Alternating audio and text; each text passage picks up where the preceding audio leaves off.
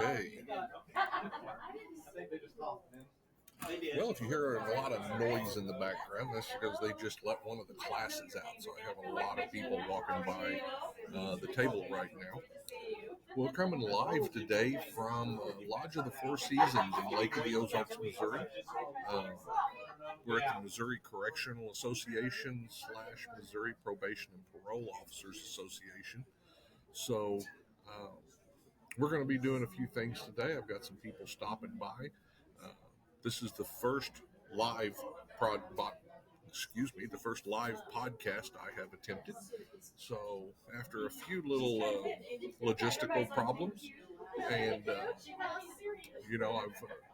I've been trying to work on the sound. I'm sure it's getting loud in the background, but we're going to keep going. I think you guys will be able to hear me. Anyway, so I've been here for a couple of years now.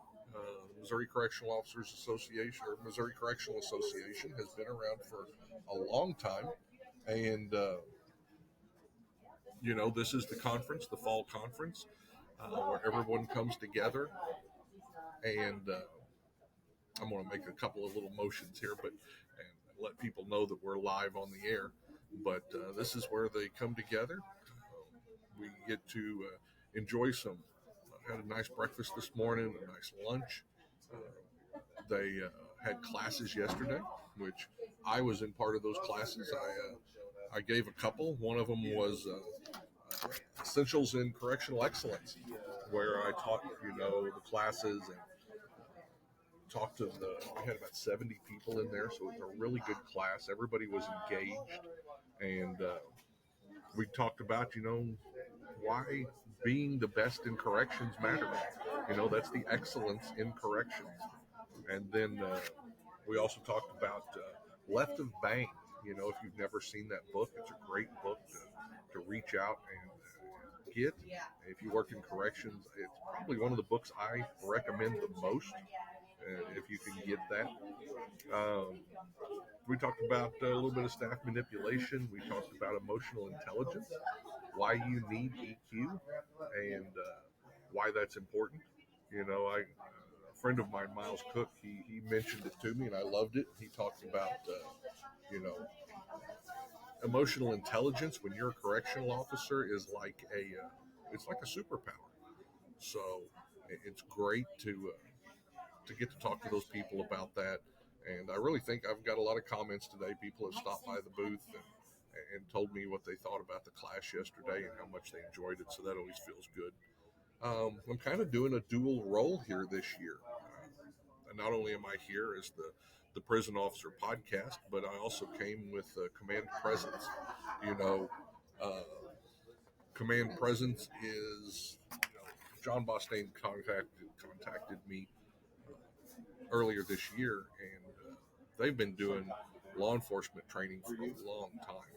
And he reached out to me and he said, "Look, I want to reach into corrections, and I want to give them the same level of training that we're doing with law enforcement." And so he contacted me, and we've been putting stuff together. I've been working with some of the other instructors, and we've been developing classes that are going to be taught just for correctional staff and by correctional staff.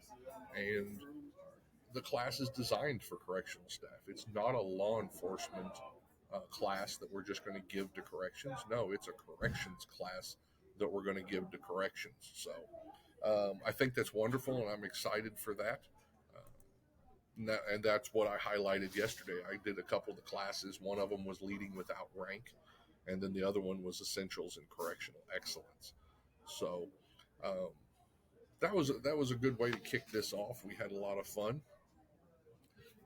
Missouri Correctional Association has been around for a long time. I heard them talking, so it's been around for decades.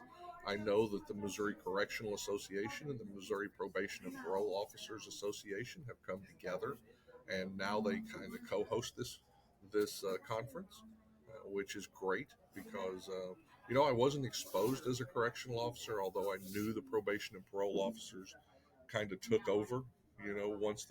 Once the offenders left, once the inmates left our prisons, but I didn't realize that what all they did. So it's really been great the last couple of years to get to talk to them and understand a little bit about what they do and how important that is. And the interesting thing yesterday is I had a lot of them in class. A lot of the correctional classes that we talk about with leadership, dealing with the inmates, emotional intelligence, staff manipulation, those are things that our probation and parole officers also deal with.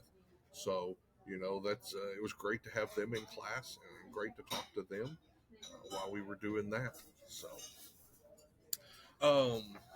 I would like to thank Lodge of the Four Seasons. It's been they have really stepped up and made this a wonderful conference for us. It's not done yet. There's still another day tomorrow. A lot of stuff left today, but Lodge of the Four Seasons, their staff has just been wonderful. I can hear them down there setting up now for lunch, and I'm excited about that as always. Lunch is a great thing. Hey, it looks like I also have the ability to do studio chat. I haven't done that before, but if anyone is listening out there, I'd love for you to give me a chat. Let me know you're on there, and so we can take a look at, I'd like to interact with some of you guys. I guess I have picked one of the noisiest places in the in the conference. It sounds like there's a lot of background noise. So I hope that you guys can hear me and hear what's going on.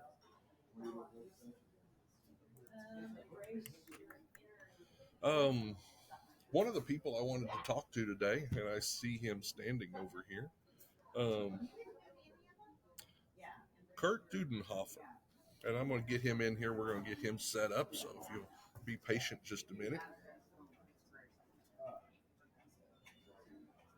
About that far. Okay.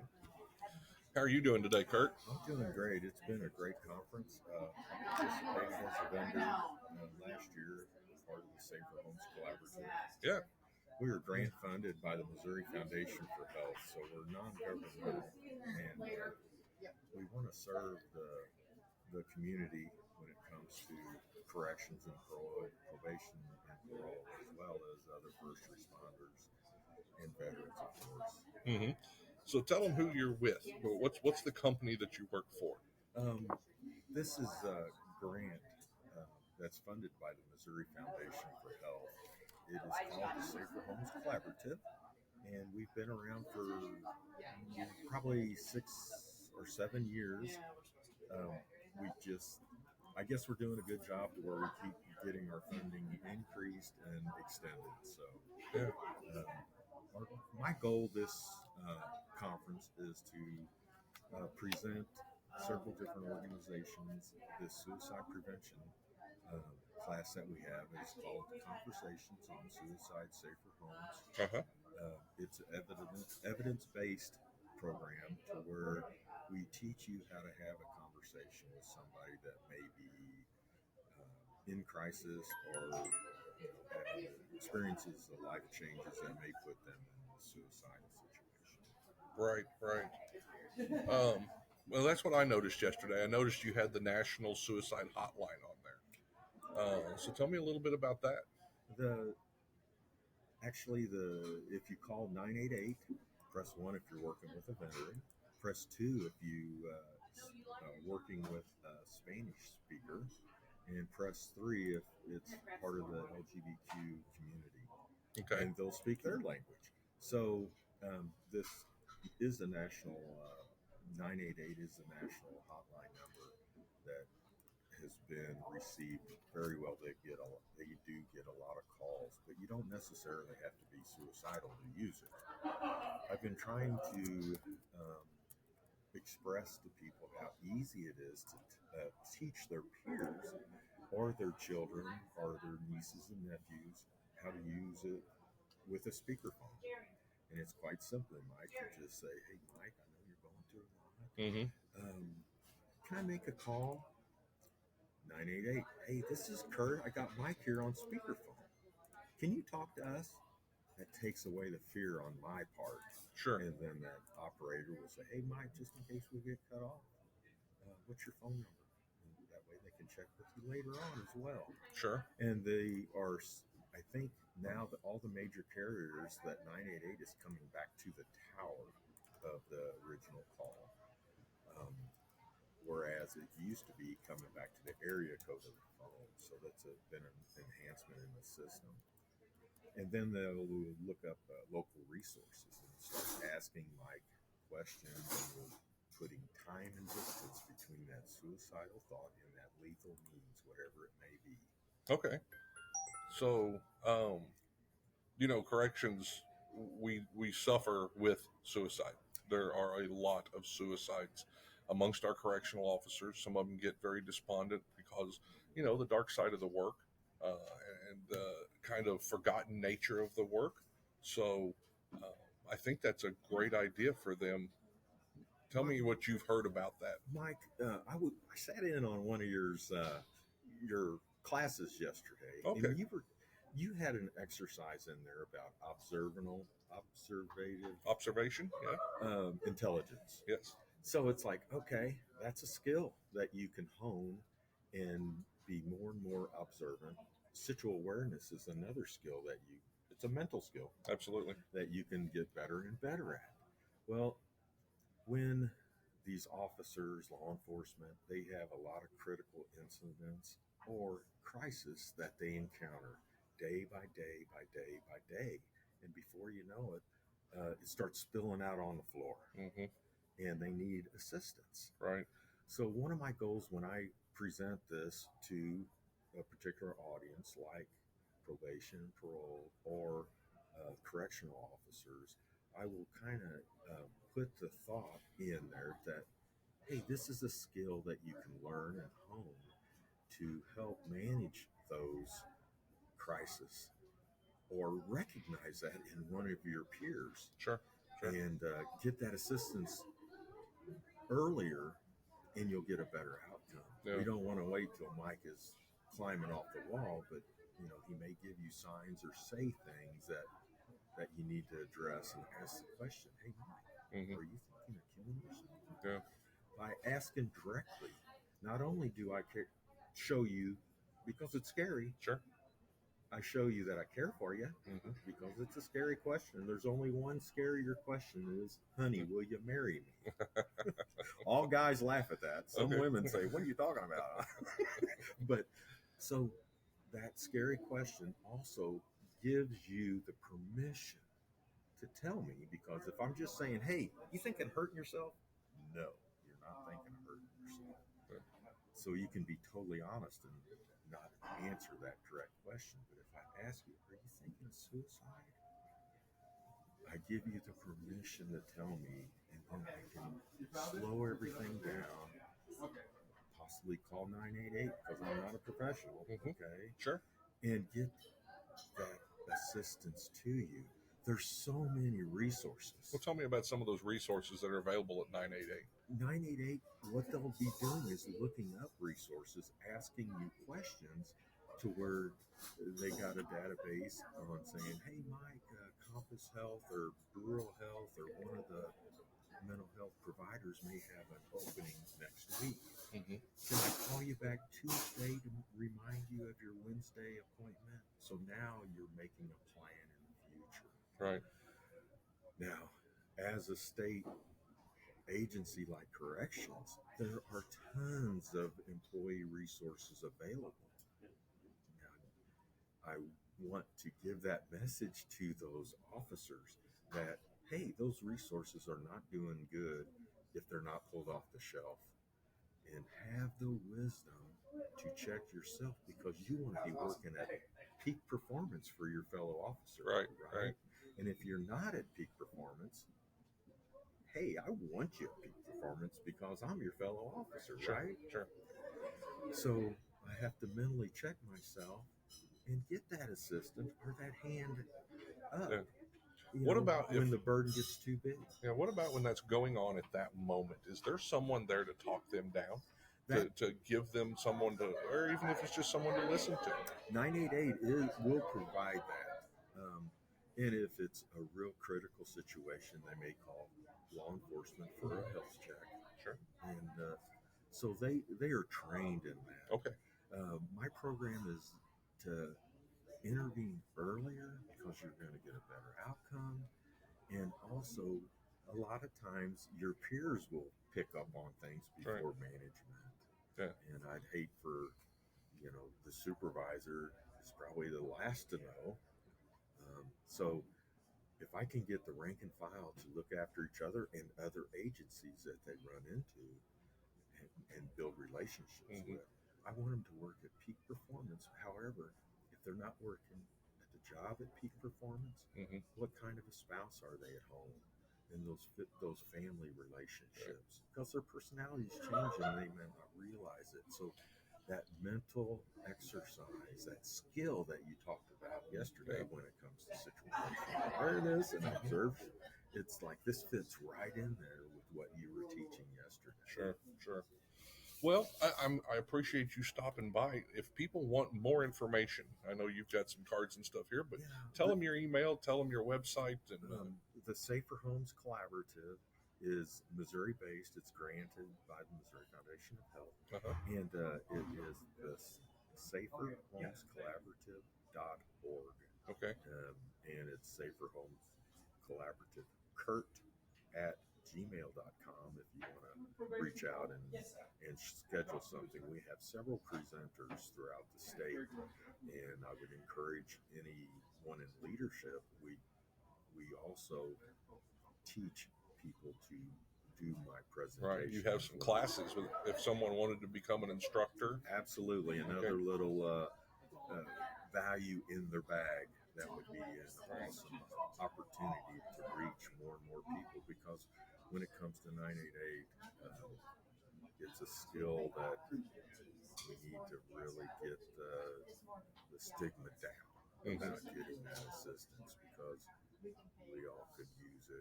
With all the trauma that's out there, you might not realize it bubbling up. Oh, sure. And right now, even with what they see inside, it's a stressful time just to be alive, isn't it? Absolutely. And 20 years ago, nobody even recognized what PTSD is. Well, it's a real thing. So if we can realize, hey, that piece of trauma that happened years ago, or what I'm seeing now, a lot of these people in corrections, they see, hear, smell, touch, taste, all their senses are involved, to where when they're outside of that environment, something may trigger that, to where it's like, what'd that come from? Right. Well, you might need to have a little assistance to break that down and get that skill going. Right. So that's what I'm really trying to encourage. Excellent. Well, thank you for stopping by, Kurt. You bet, for those of you out here, when I get back and get the chance to edit a little bit, check in the show notes, and then I'll have all of Kurt's information in there, and so that you can reach out to him and find out more about this. What is that number? That national suicide? 988. Absolutely. So, put that somewhere in case you ever need it, in case someone that you know, or someone in your family, or someone that you work with, we will run hard to a body alarm. We will bust our ass to get to somebody that hits a body alarm. But when they're having trouble at work, we find it really hard to walk up and say, how are you doing? And listen for a minute. So, and I really want to encourage you to put them on speakerphone, because Mike's never going to call. I'm not going to call, but I'll listen. So, and then it's like, well, that wasn't so bad. Right. So it's a wonderful thing. It is. It absolutely is. Thank you so much for stopping by and giving them this information. And like I said, all the information will be in the show notes. Awesome. Thank you. Yep. Headphones. Perfect. All right. Well, that was great. I'm super glad to have him there. You have a great day. No, you're fine. Super great to have him stop by. It's kind of neat to be able to do this live. I know there's some noise in the background. I hope that's not too distracting for you guys, but it's cool to see what's here. And I wish I could sit in there and go through every vendor, but we'll see who stops by and who we get to talk to. So Are you Chillicothe? That's right. Yep. How are you today? Doing well, sir. So introduce yourself for the, put some headphones on so that you can hear what's going on. Major from Chillicothe, correct? Yes, sir. Major Ognenovski. I work in Chillicothe Correctional Center. Chillicothe Correctional Center. Now, Chillicothe is one of the correctional centers I've never been to, but still a female joint? Yes, sir. Okay.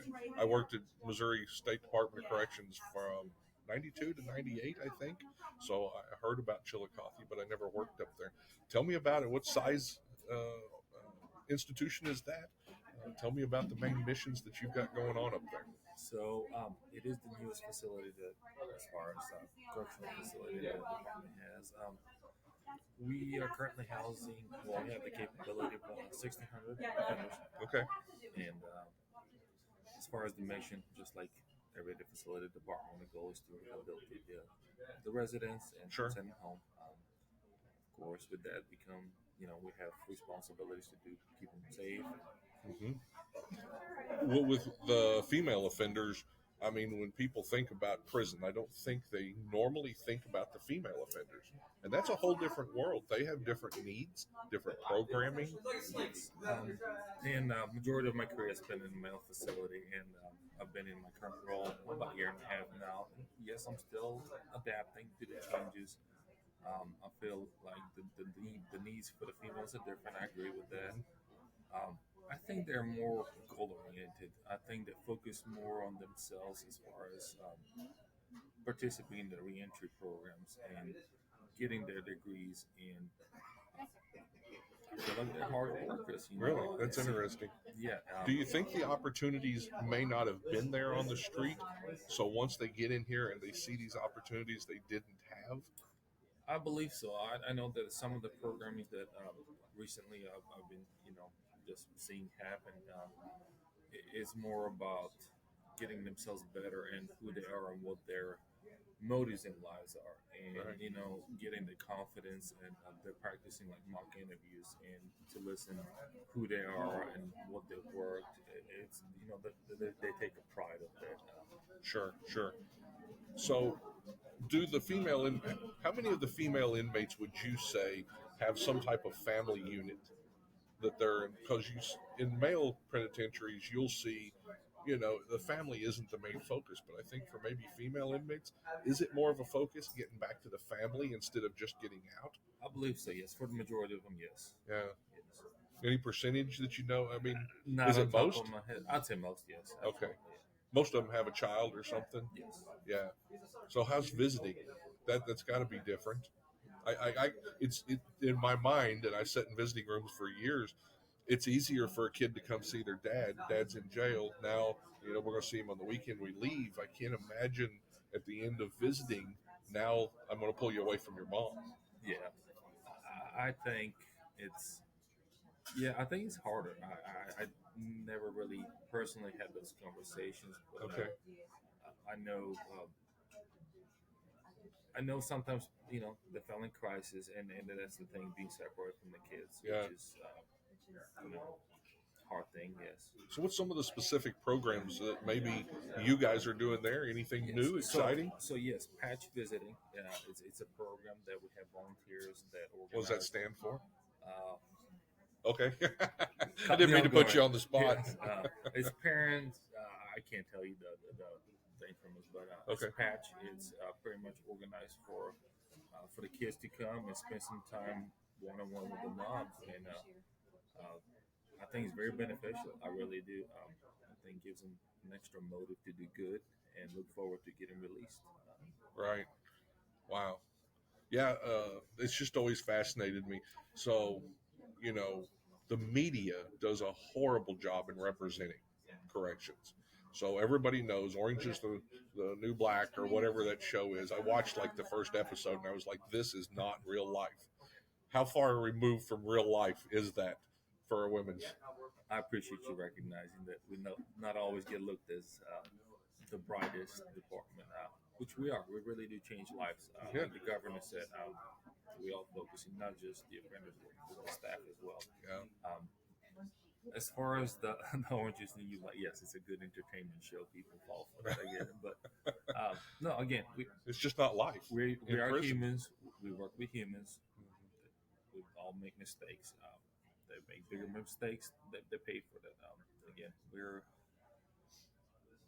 I don't know if you focus in the question as far as the.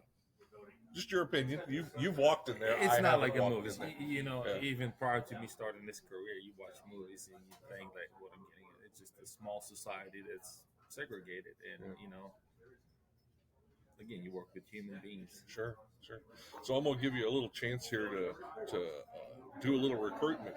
I Absolutely. know that you want to get some officers there, some good officers. So tell them why they need to come to work for the Missouri Department of Corrections and at Chillicothe. Yes, absolutely. Statewide, you're more than welcome to come to Chillicothe if that works with living arrangements. But it is a great place to work. It's a job that truly fell in love with. What is it about you? What is it about it that you love? I think that you create a camaraderie with the staff. Yeah. You become that team. You work for a mission and goal. You're changing lives. I mean, you might not realize it, but you do change lives every day.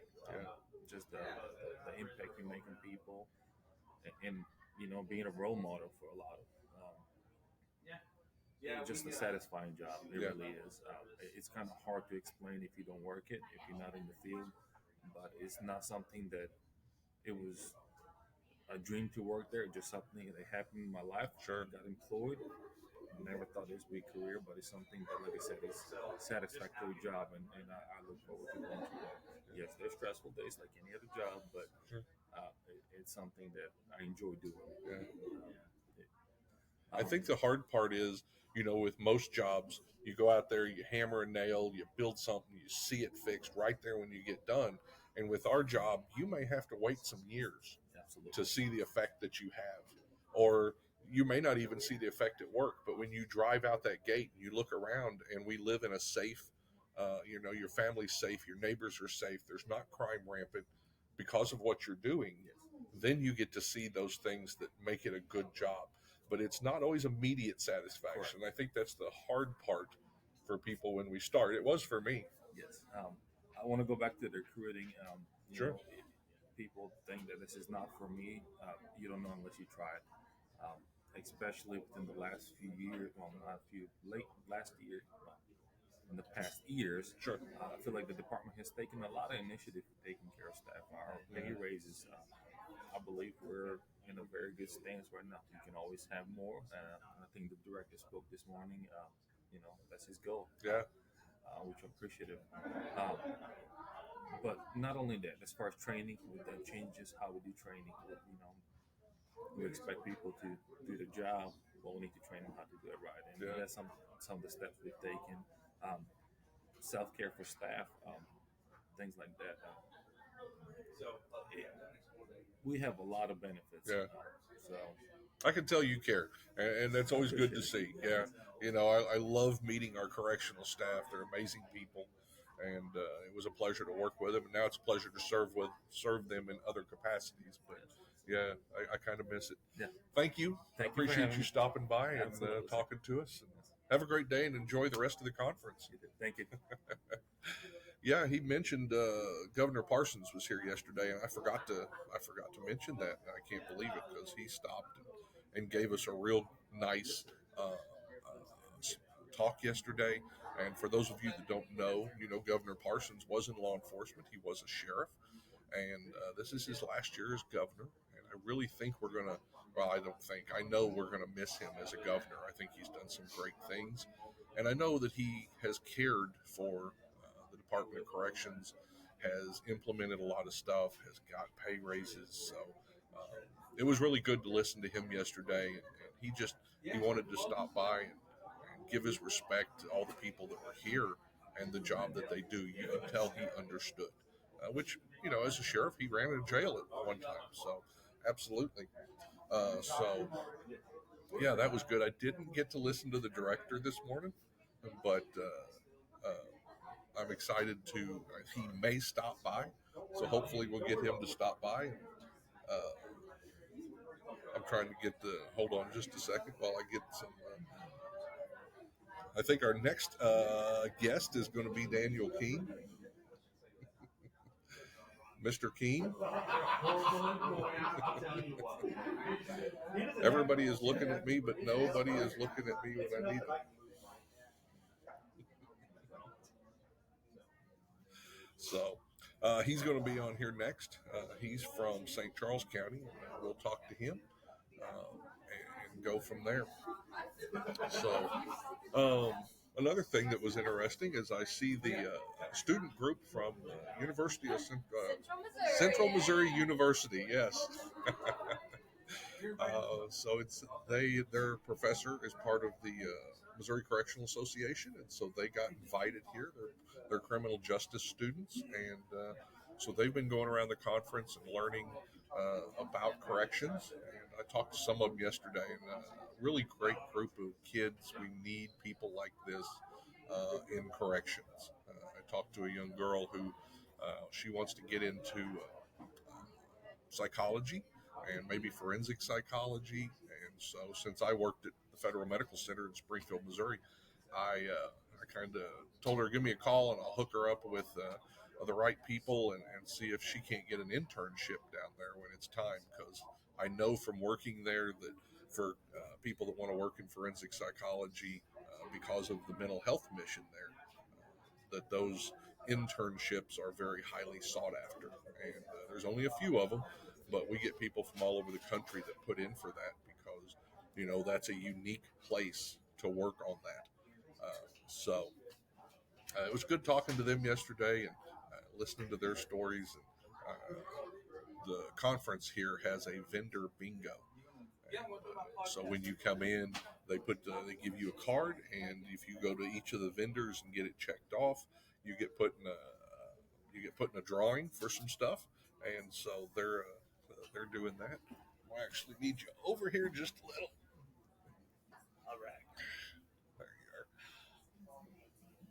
you are. And so about this far.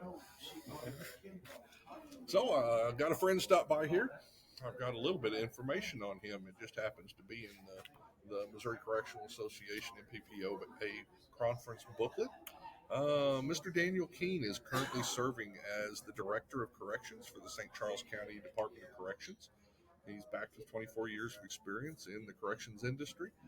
His expertise lies with improving correctional facilities in the area of operations, administration, procedures, policies, functionality, implementing new programs, policies, and the proper training of his staff. I'm going to save the rest of this for him to tell us because we spoke just for a minute yesterday, and I want to learn some more about him and how his path took him. How are you today? Good. How are you? It's good to see you. You too. So let's start back a little bit because when I have people on my podcast, I always want to find out how you got in corrections. So kind of give me your path when you were younger. Yeah. What did you see? What did you do? What was those steps that led you into the corrections? Man, I could tell you, I don't know what led me to corrections. I think that's the word for everyone because it wasn't a dream. Right. Right.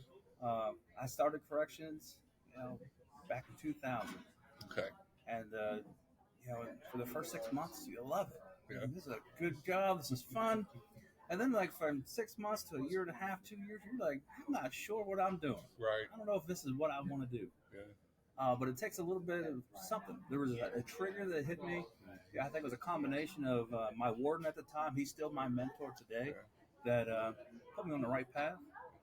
Plus some of just in a little bit of a year and a half, 2 years, how interesting and funny and some of the stories you could put together, just in that small amount of time, and also seeing the opportunities of advancement. Yeah, that's what started driving me, and I was hungry.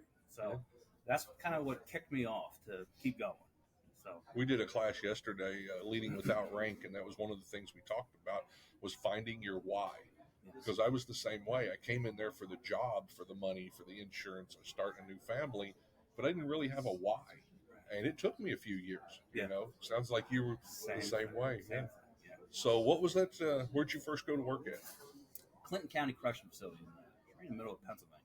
Okay. Yeah. And what was that like the first day you walked in and heard I'll tell you, the first time, I was fresh out of college. I played college football. I was a nose guard for college. And I was a big boy. But when I walked in there and remember that today, working in the F unit. Right. It was a max unit for Clinton County, and there was 32 inmates in there. And they're all just eyeballing you. They're sizing you up. Sure. And they're going to test you. And that, I can tell you, the first day you're like, man, I don't know what's going to happen today. Yeah. Is this it? But you always revert back to your training. And the biggest thing was respect. Yeah. You give these individuals respect. For the most part, you're going to have 1 or 2 knuckleheads try to test you. But for the most part, the unit as a whole, they were all right. Yeah. But it was that first day or two, it was kind of, what am I doing? So how long did you stay there, and what was the next step? Man, I was all over the place. So I Okay. worked there for about 1.5 years, and then I was bored. Okay. So I was like, man, I need something else. Yeah. So I went down to Maryland, just outside D.C., worked in a facility down there for about 4 years. Yeah. It was hopping down there. We had some great things going on. Yeah. I worked my way up to the rank of the corporal. Yeah. And then Clinton County again reached out to me and said, hey, we have a lieutenant's position. Okay. I was like, all right, I'll take a shot at it. So it's my hometown. I went back to Clinton County lieutenant. I'm kind of a big stud now on campus. Right. I've done this before. We got this. And that's where I really started growing. Okay. I started signing up for all this training. I became a CERT commander. I've been a CERT commander since 2005 to this day.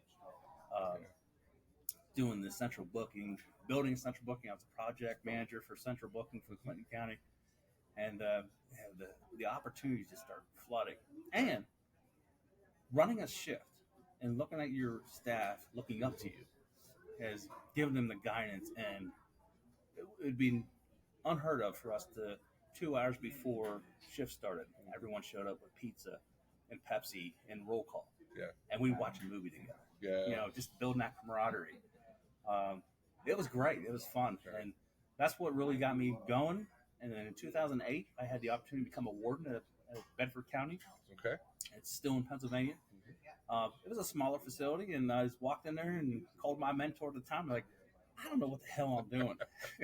So, I used to talk to him every day, and he walked me through everything. And then the phone calls started dropping to maybe once a week, and then about once a month. But I started getting the hang of it and what the expectations were. So, being a warden there for about 1.5 years, and then the Pennsylvania Department of Corrections reached out to me. They wanted me to become the director of county prison inspections. Okay. So, in Pennsylvania, we have standards. The state has standards on all county jails Okay. that they have to meet. And I was going to be the director of that, and I had to go around to all the county facilities to make sure they're meeting all the standards for state law. And that was a good gig, man. I went around and checked out everything, and had some battles, with some jail administrators. But it was a good run. But the thing was, I missed being back inside the jail running it. Yeah. Instead of telling the jail administrators or wardens at the time what they should be doing, I wanted to be the one doing it. Yeah.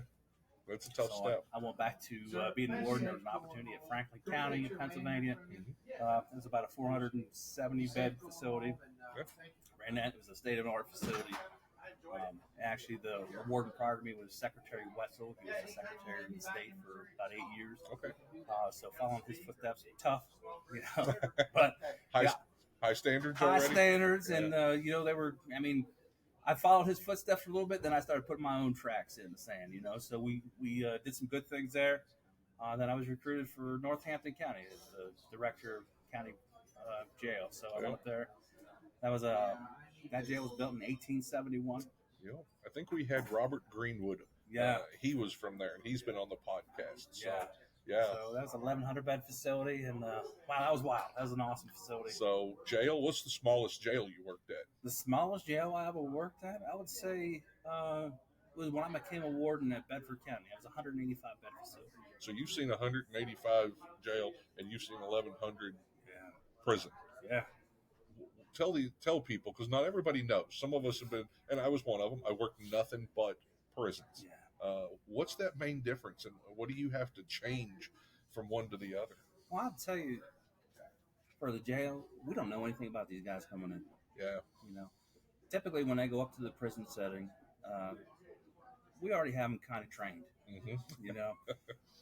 getting them institutionalized a little bit, and we have a little bit of a portfolio to hand off to the DOC, Sure. so they know everything about this guy. They know all his write-ups and whatnot.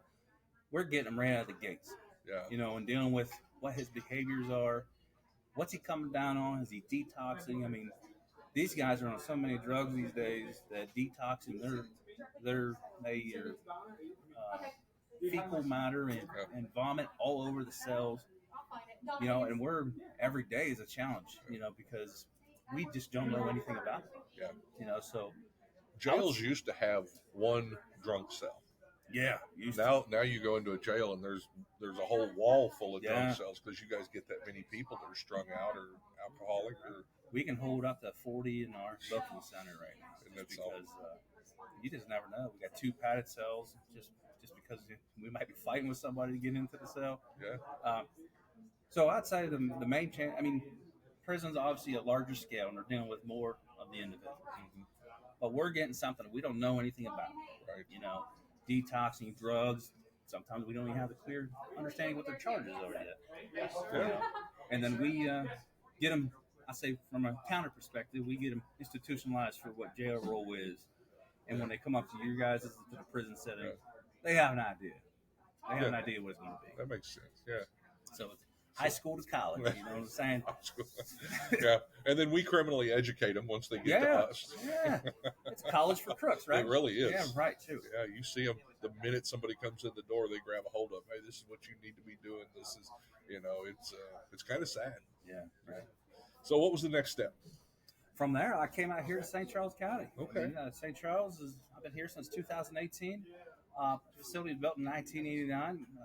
Good facility. We can hold about 516. We're on the thresholds of being up to 600 here shortly. We're under a $40 million+ renovation going on. Nice. So we're actually putting in a new warehouse and kitchen, in addition to switching some of our linear housing units to direct supervision. Okay. So getting officers out of the pods, and getting them in the units with the inmates, and that's where correction starts. And that's where I started. I've seen it come both ways. Yeah. And and we talked about that yesterday. In order to have good observation and to understand and build situational awareness, you've got to be there with them. And not only that, you've got to build those relationships with inmates, and that's a word that scares some people. Yeah. But I'm talking about appropriate professional relationship. Right. Yeah. If you haven't talked to an inmate before, when something bad happens, you can't just start talking to them then. Yeah. You got to have, that connection. They have to know they can trust you, that you can trust Right. what they're going to do, and be able to work with them. One of the things too, when you work direct supervision, you're on that housing unit, you can feel it. You can. When you walk on that unit, you can tell something's on. Yeah. Or inmate Billy over here, you're a little off today. What's happening? Sure. And I think the biggest thing is what people understand is good treatment, good corrections. Good corrections is good treatment. Yeah. So you treat them with respect. You're going to have a good day. You might have the one-offs. Everybody has a bad day. Yeah. But yeah, it's been a model of the Fed since the 76, I believe, for direct supervision. Sure. And why not now? Yeah. Why not? We have the opportunity with the funding. Let's go to what the model is. Yeah. To make sure we're a more efficient facility than what we were. And we know our inmates, and we're hands-on, and we're out there. I think it's wonderful. Yeah. So let me ask you, so what brought you to this, the first year at the Missouri Correctional Association? Yeah, MPPOA? the first year out here. I'm a co-chairman for the Missouri Sheriff's Association for the jail committee. Okay. And, Okay.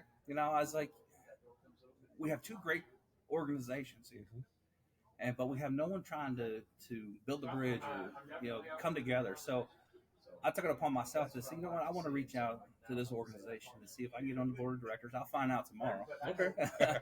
But to see if we can start building this partnership between the 2 organizations, because we're all doing the same thing. It's true. We're all doing the same thing. We're all talking the same. We all have the same problems. Yeah. Let's do what we can to help each other out, especially from a county perspective, trying to expand the trainings, and learn from the DOC and what they offer to the inmates, and hey, maybe we can start picking some of that up too. Sure. So, as a jail, you guys don't get as much training, do you? How long is your academy? Well, I'll tell you what, from my perspective, we do a lot of training. Do you? Yeah. Okay. I'm a big believer in training. If you fail to train, you train to fail. That's true. So in our budget, I mean, I push for, close to $100,000 every year. For training, Nice. And I What's try some of the stuff you're getting them into? Well, you know what? It's not only the basic stuff, but we're doing the mental health first aid, the self-defense, PBCT, CIT. We do CIT. We got about 60% of our staff trained in CIT right now. Okay. 100% staff are trained in mental health first aid. Leadership. Yeah. I had a speech in here earlier today, and I spoke about you can have the best or even a mediocre administration. You can have a mediocre line staff. But if your middle management is not passing the message, they're the dam of the facility. Yeah. So I really push to get my middle management in as much leadership training as possible. So they not only communicate down, but they're communicating up and side to side. Yeah. And for myself, even I go to leadership trainings every year. And after a while, they all kind of repeat themselves a little bit. Yeah. But there's going to be at least one or two notes you write down. Always. So the push is, getting them better than what they were. Because someday I'm not going to be there. Right. Who's going to replace me? Who's going to replace them? Sure. And we want them to be the best that they can. Corrections is changing daily. You know that. Yeah. I mean, how much did it change from 2020 when COVID hit to today? Oh, absolutely. Man, yeah. crazy. It right? is. So everything's changing. But I really put an emphasis on the leadership. You want that next promotion. You want to be a captain. You want to be an assistant director, but you haven't done any training since 2019. Tell me where you at. Right. Now somebody is hungry. I can't. Well, there's nothing. That's a pet peeve. I can't stand status quo.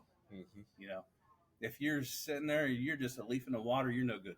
Right. You're no good. You need to be able to change up and move up, and go after and stay hungry. Yeah. And if you're an individual who's not hungry for the next step, or not hungry just the everyday, yeah, what are you doing? Sounds like you guys are really leading with training. I talked to Gary York on this podcast a couple of episodes ago, and him and I were talking about, everybody's talking about recruitment and retention. And I believe, and he believed too, training is retention. When you've got officers who feel like they know their job, like they know what to do in a crisis, like they have the skills to deal with the inmates when something happens, those are officers who'll come to work. You don't have to worry about them being nervous or coming in there and feeling lost and not wanting to be at work. So I'm guessing you guys have pretty good retention there. Actually, yeah. I can say when COVID hit, our retention dropped to like 83%. Everybody's did. But I actually ran the retention numbers this week prior to coming out here, and we're at 96% right now. Isn't that something? Yeah, so we're doing good. And training builds confidence. Yes. When you build confidence, you got a secure individual when that unit's working. Yeah. And it's going to be pushing that message, and they're not going to let anything go. They're going to be able to fall back on their training and take care of business when it's time to do it. That's great. I'm super happy to hear that. That just, if we did more of that, I think our retention and recruitment numbers would we wouldn't be having the problems some places are.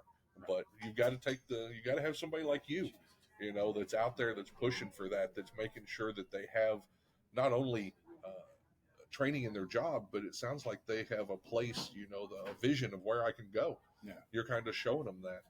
So what else are you doing there? Tell me about St. Charles County. What's some of the stuff you guys are doing specifically? Man, we're always moving. We recently just put in body cameras for all the staff. Nice. So all the officers are wearing staff. And that was met with a little bit of resistance because they're watching us. No, everything that's come out of those body cameras has protected the officers. Sure. So Good. That's a great thing. I remember the first day at Missouri State Pen in 1992 that they brought a video camera in for a use of force. Yeah. We were like, whoa, this is crazy. I wouldn't do a use of force now without a video camera. Yeah. Yeah, so they'll get used to it. Yeah. So we got that going on. The renovation is taking a big part of our time right now, just because we have, we're 5 stories, and we got the 5th floor being activated right now with renovations. Come November, they're going to start demolition on the 3rd floor. So really trying to move inmates around, and we're not going to send anybody out. We're going to do everything in-house. So just planning in the head right now as to where am I going to move these guys? Right, logistics. Wow. And finding the right place for them. But that's really the heartbeat of the jail right now. So we have a lot of great things going on. loving our staff. Yeah. You know, and I don't say it enough, you know, but I know our middle management, our supervisors are always taking care of my staff. And deep down, I when I go to muster or I see staff, and you communicate with them and so forth. But taking the time, and I, like I said, I got to do it more. But take the time to let them know that, hey, we appreciate you doing this, because it's a tough gig. Because there's not a lot of people telling them that. No, but you don't want to overdo it. That's because true. you tell them every day, and then it just becomes stale. You know, Right. It just becomes another trash can in the corner. You know, Yeah. so you tell them enough that they can feel it. But I can't say enough about the staff. They're the ones making this facility run. I'm just helping keeping in the guidelines. Sounds good. So Yeah. Well, if you're listening out there, I'm sure that that would be a wonderful place to apply. yeah, we're hiring. The salary's great. It starts a little over $48,000, and if you have experience, we can typically bring in an advanced starting salary. So opportunities are there. We have corporal's positions, sergeant's positions, lieutenants, assistant directors. So we have availabilities for individuals of plenty of advancements and so forth to move up. So. I'll be up there next week. I'm kidding. I got 3 jobs now. I'm working harder in retirement than I did when I was a correctional officer. Right on. Yeah. But so if somebody wants to get a hold of you, you got an email that they can. It's D. It's D Keen. It's D for Dan. Keen, KEEN, at sccmo.org. That's Okay. my work email that you shoot me. I'll listen and review anybody that sends something in. Depending on what they send, I might have to delete it. But no, it's available, and you can go to our website at sccmo.org and look at the job opportunities and the county as a whole. St. Charles County is a great county with great benefits. It's a happy place. You know, we're really, the county as a whole is very proactive, and we're going to continue that through our department, being proactive. And one of our goals is to be better. We still got a ways to go, but I can tell you, I would put my staff against any other county staff today. You know, and soon we're going to be the ones that people want to come to look at in the state how to do corrections. And for Missouri, and then we're going to be the ones in the Midwest where people come to see how we're doing. Absolutely. And eventually, the nation will be coming to see how we do things, because that's the vision, that's the drive that we're looking for. You know, and we're going to make it happen. Yeah. You know, it's one step at a time, but we're not going to be status quo. We're not going to be sitting here as a leaf in the water. Yeah, I believe you. Yeah. I truly do, and I want to come up and see you. I'm gonna come visit you. Yeah, but I appreciate your passion. Appreciate it. It's good to see an administrator with such passion, and I think you guys are going to make a difference up there. Good. And for you guys that want information, of course, when I get back and get to editing, I'll put that in the show notes. Okay. So if anybody wants to get a hold of you, they can do that. Roger that. But yeah, thanks for stopping by today and telling us your story and telling us about St. Charles County. All right, now, I appreciate it. Thanks, sir. Have a great day. All right, you too. Okay, I'm back and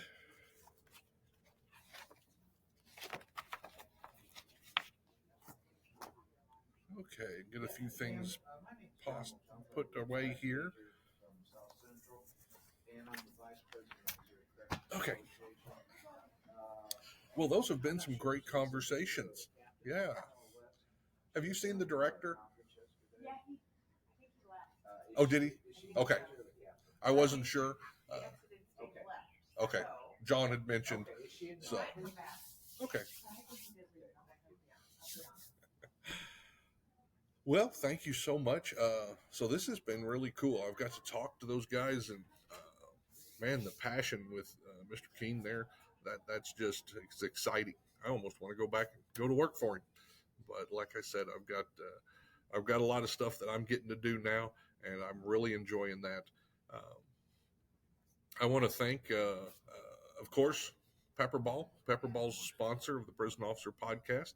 So as always, they help make this podcast possible, and I'm always excited, when that happens, and when I get to do this and mention them in the podcast. Of course, I'm a master instructor for Pepperball, so if you want to get a hold of me and you want to talk about a Pepperball class, we can do that also. I was trying to bring up here. I wanted to say thank you to somebody. Let's see who.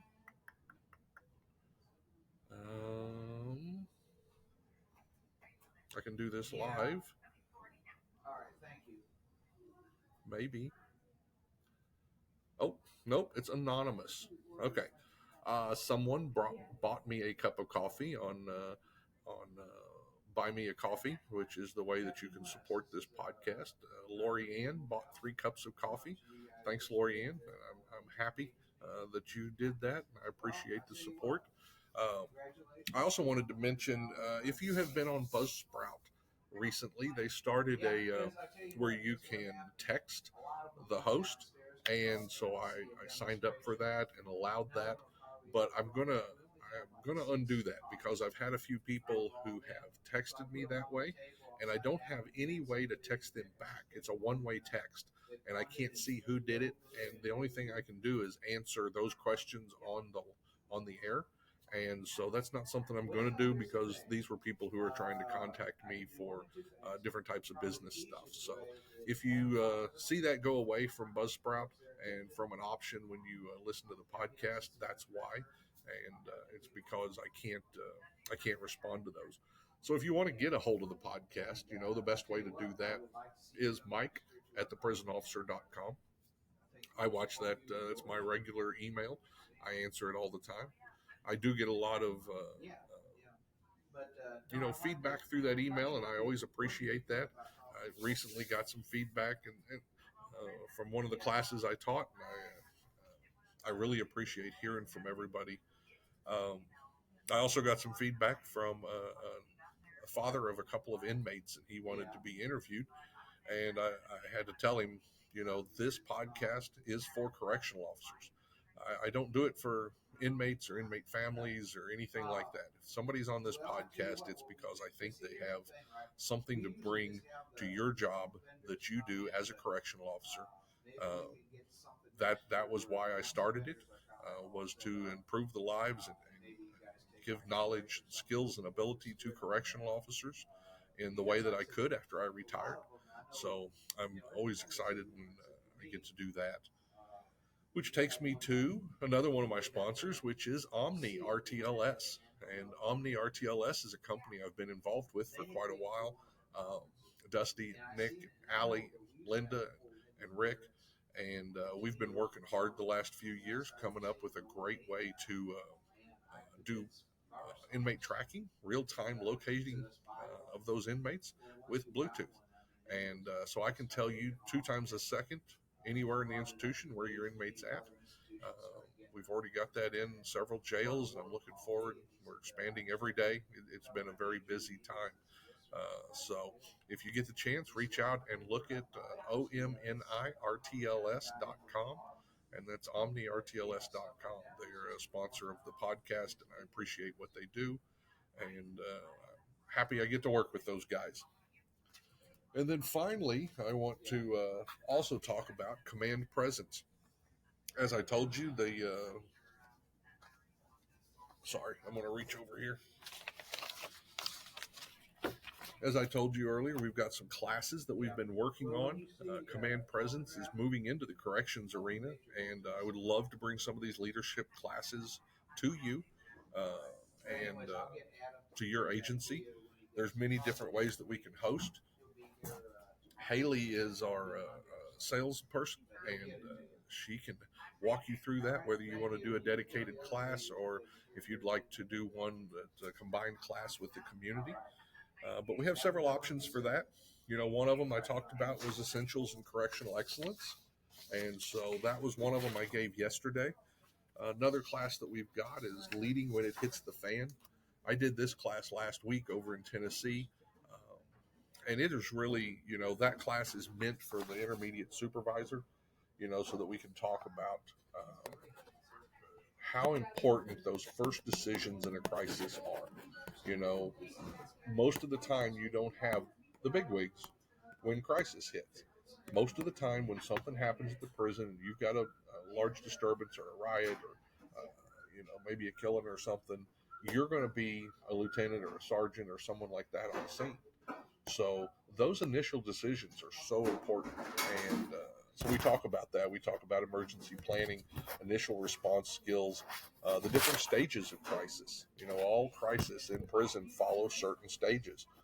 We talk about human performance, and we talk about dynamic decision making, and how those supervisors can learn to make decisions in a situation that's continually growing and changing, being affected by not only the decisions you last made, but by the actions of the people involved. So a lot of that could change moment by moment.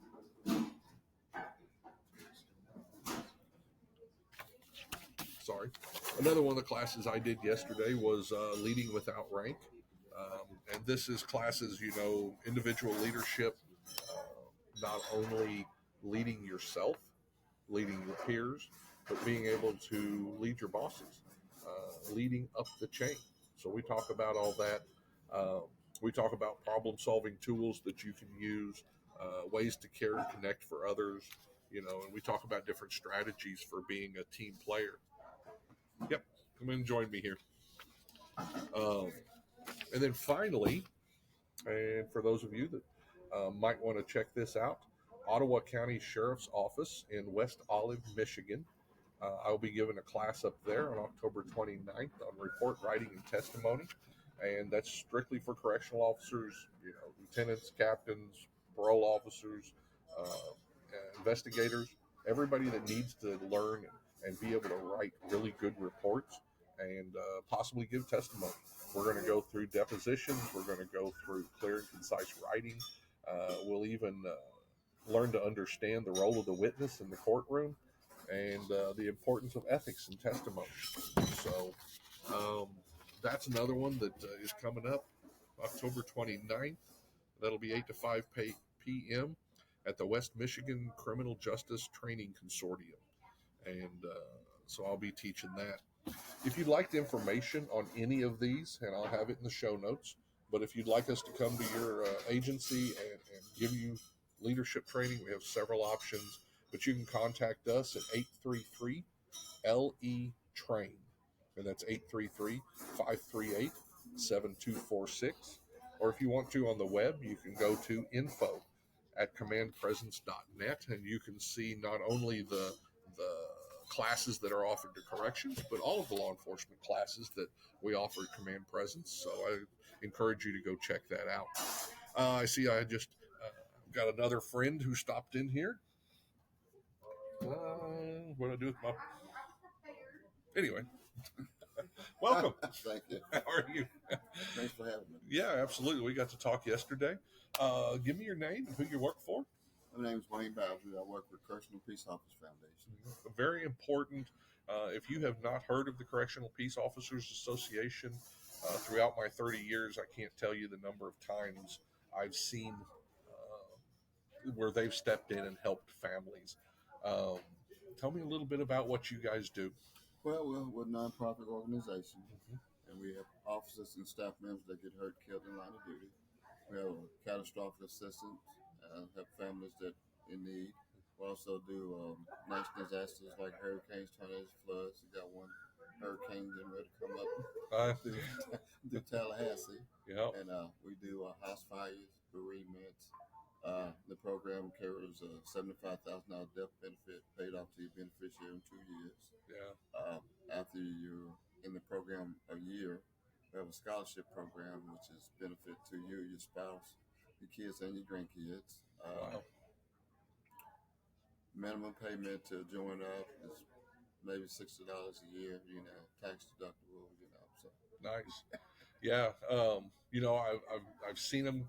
Luckily, I've never had to use CPO, but I've seen some of the things they've done with the officers that have been hurt. Like you mentioned, even some of the natural disasters, because, you remember when Estill, when Estill got hit by the hurricane, everybody watched the news and everybody's worried about the inmates. What are we going to do with the inmates? What are we going to do with the inmates?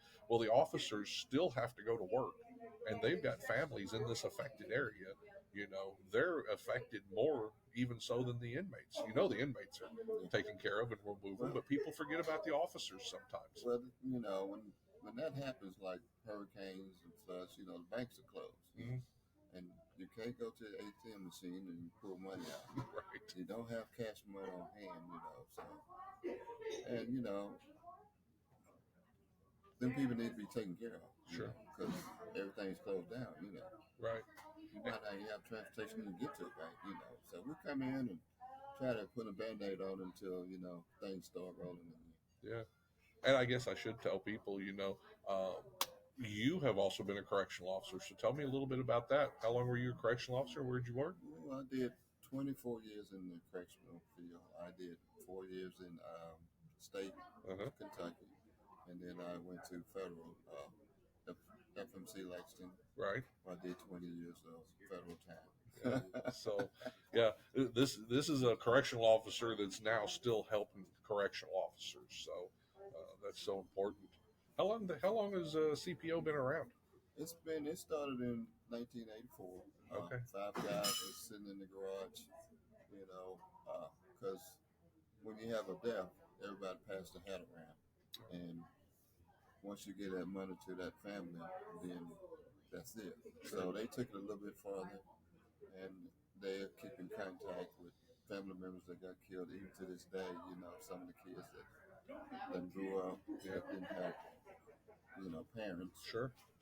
They get, during Christmas time, and we give them gift cards, and stuff like that, and the kids get a chance to bereave with other kids when we have our memorial service. Oh, wow. Yeah. Yeah, I hope for the day when we don't have to even use CPO, but it seems like we've had more deaths recently. The news is just full of officers who are getting either severely injured or killed at work. It seems like I don't even know if it's a bad time for corrections or corrections is so big, but it seems like a really tough time for that. Yeah, it's always an assault. I think we honored 6 members last year. Wow. And might be more this year because, we had a guy in Arkansas, we had some people in Kentucky, and just had one in Georgia that was stabbed multiple times in the neck. Right. Yeah. Yes. And that's, that's not something you go to the emergency room, they patch you up and you go home and you're done. I mean, there's a lot that goes into getting injured that way. And most of the families are overwhelmed, especially if they have a death,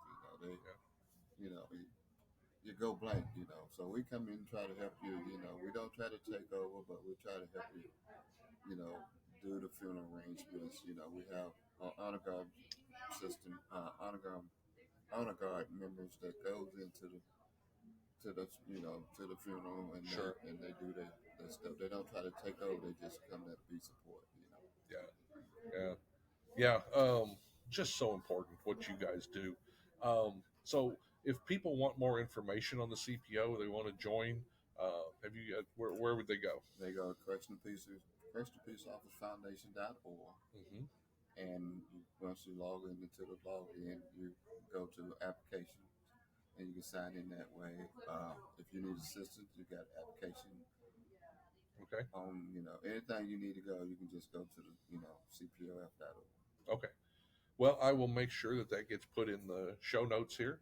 So, absolutely, guys, it is a great foundation. I would hope that everybody will take a look at that, and it does some great stuff. I've seen it throughout my career.